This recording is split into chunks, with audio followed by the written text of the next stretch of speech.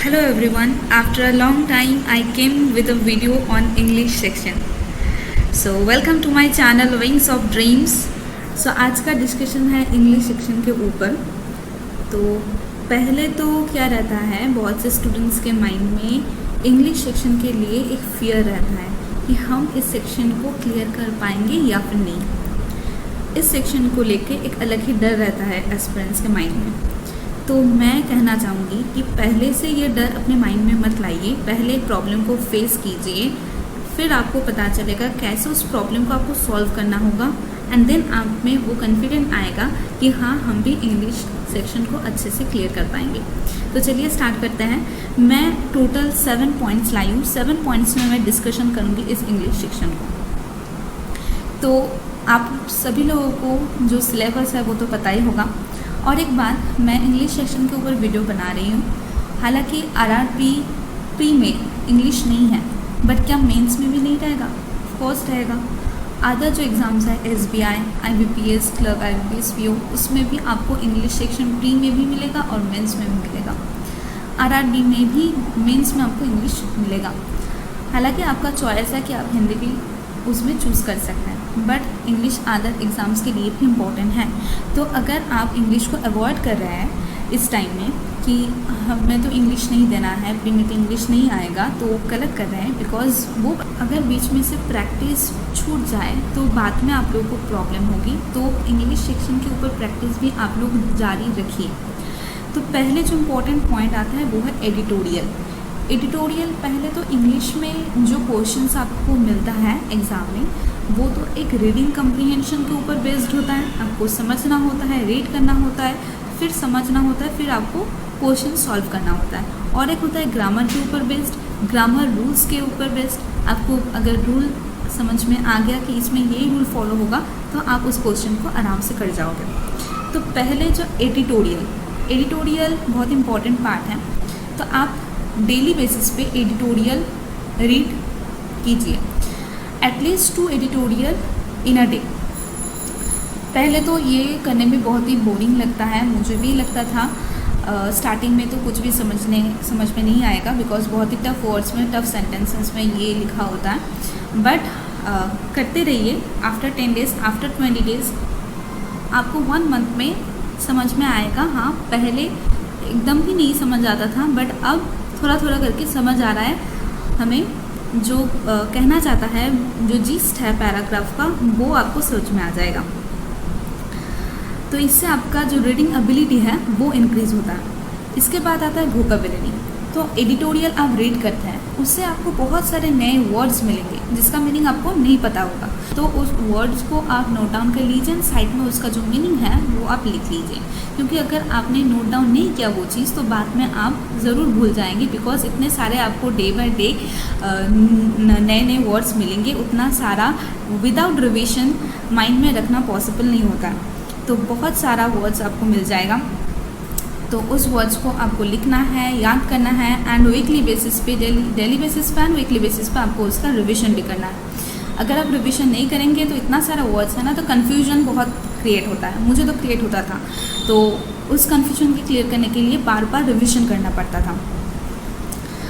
और मैं कहाँ से करती थी एडिटोरियल? तो मैं खुद रीड करती थी ऑनलाइन ही, मोबाइल से। एंड वोकैबुलरी के लिए एडिटोरियल से मुझे जो वर्ड्स मिलता था वो मैं नोट डाउन कर लेती थी। और मैंने पहले कहा है वीडियो में कि मैं संतोष रे सर को फॉलो करती थी।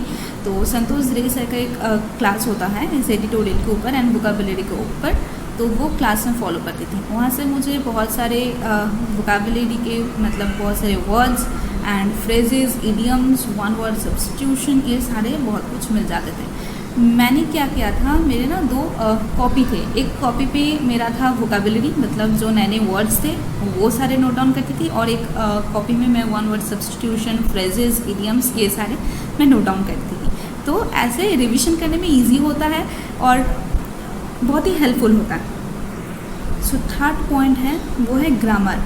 तो ग्रामर के आपको रूल्स भी नोट डाउन कर लेना है, बिकॉज ये रूल्स भी बहुत सारे होते हैं, तो वो भी याद आपको रखना पड़ेगा। अच्छे से पहले तो समझना होगा जो कैसे वो रूल आ रहा है, फिर उसको आपको याद रखना होगा एंड फिर उसका रिविजन करना पड़ेगा।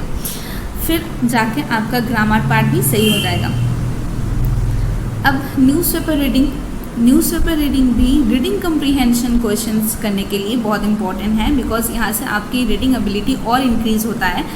आप तो एडिटोरियल रीड कर ही रहे हैं, उसके साथ अगर आप न्यूज़पेपर भी डेली बेसिस पे रीड करेंगे तो ये भी बहुत आपको हेल्प करेगा एग्ज़ाम में, बिकॉज़ यहाँ से आपको आइडिया मिलेगा कि कैसे क्वेश्चंस, कैसे सेंटेंस को फ्रेम किया जाता है, कैसे उस रूल को वहाँ पर अप्लाई किया जाता है। आपको रीड करते करते वो धीरे धीरे समझ में आएगा। अब न्यूज़पेपर रीडिंग के बाद आते हैं प्रैक्टिस में। तो आपने ये सब कर लिया, ये सब करने के बाद आता है प्रैक्टिस। आपको फिर क्या करना होगा? प्रैक्टिस करना होगा। अच्छा, डेली बेसिस पे तो आपको वोकेबुलरी मिलती ही होगी। अगर आपका एग्ज़ाम 7 डेज़ बाद है तो आज भी आपको नए वर्ड्स मिल रहे होंगे, तो उसे भी नोट डाउन कर लेना, बिकॉज नेक्स्ट एग्ज़ाम में वो वर्ड्स आपको याद रख के चलना होगा। तो हाँ, तो प्रैक्टिस आपको अच्छे से करना है, बिकॉज इंग्लिश में क्या होता है, एक्यूरेसी मेंटेन करना बहुत ही डिफ़िकल्ट होता है, बिकॉज हम लोगों को लगता है हम लोग सही कर रहे हैं, सही आंसर टिक कर रहे हैं, बट क्या होता है वो आंसर गलत हो जाता है, तो वहीं पर ही हम लोगों का मार्क्स आधा कम हो जाता है। तो इसलिए जो एक्यूरेसी है वो हमको अच्छे से मेंटेन करना होगा। तो इसके लिए आपको अच्छे से प्रैक्टिस करनी होगी। प्रैक्टिस कहाँ से आप कर सकते हैं? आप सेक्शनल मॉक लगाइए, एंड डेली बेसिस पे, मैं कहूँगी डेली बेसिस पे आप यूट्यूब से 2 क्लासेस लगाइए, और उन 2 क्लासेस से आपको बहुत सारे क्वेश्चंस मिल जाएगा। वहाँ से न्यू रूल्स भी आपको कुछ कुछ पता चलेगा, वो भी नोट डाउन कर लीजिएगा, तो वहाँ से बहुत हेल्प आपको मिल जाएगी। एंड सेक्शनल मॉक दीजिए। सेक्शनल मॉक्स में आपको टाइमर भी मिलेगा, टाइम के अंदर आपको ख़त्म करना होगा, और जो गलत होंगे उस क्वेश्चंस को कैसे सॉल्व करना है या फिर कहाँ आपने गलत किया वो आपको देखना होगा। मॉक देने के बाद उसका एनालिसिस भी बहुत इंपॉर्टेंट है। अच्छे से आपको एनालिसिस करना पड़ेगा कि इंग्लिश में अगर मार्क्स कम आ रहा है तो कहाँ कम आ रहा है, क्यों कम आ रहा है, कैसे हमको उसे इंक्रीज़ करना है, और क्या क्या मुझे रीड करना है जिससे कि इंग्लिश में मेरा मार्क्स इंक्रीज़ हो पाए। ये सब आप लोगों को मॉक देने के टाइम में देखना होगा। और एक्यूरेसी मेंटेन करना बहुत ही ज़रूरी हो जाता है एग्ज़ाम में। ऐसा नहीं कि 30 में एग्ज़ाम है तो आपको फुल 30 ही करना है। अगर बाकी लोग 30 में 30 या 30 में 25 अटेम्प्ट कर रहा है तो मुझे भी करना है, ऐसा नहीं है। अगर आपका इंग्लिश वीक है तो आप कम अटेम्प्ट कीजिए, बट पूरे एक्यूरेसी के साथ कीजिए। तो वहीं पर जिन्होंने 30 आउट ऑफ 30 किया होगा अटेम्प्ट, और आपने अगर 30 में अगर 20 में अटेम्प्ट किया है, अगर आपका एक्यूरेसी सही रहे तो आप उससे ज़्यादा स्कोर करेंगे। तो मैं ये कह रही हूँ कि एक्यूरेसी मेंटेन करना बहुत ही ज़रूरी है। आप कोशिश करना कि 99% आप एक्यूरेसी मेंटेन कर सको एग्ज़ाम में। 2-3 मार्क्स इधर उधर हो जाता है, कोई बात नहीं। तो जो ऑलमोस्ट जो इम्पोर्टेंट टॉपिक्स हैं वो मैंने कवर कर दिया है इस वीडियो में। पहले तो मार्क्स कम आएगा जब आप मॉक देंगे, तो उससे डिमोटिवेटेड मत होना है।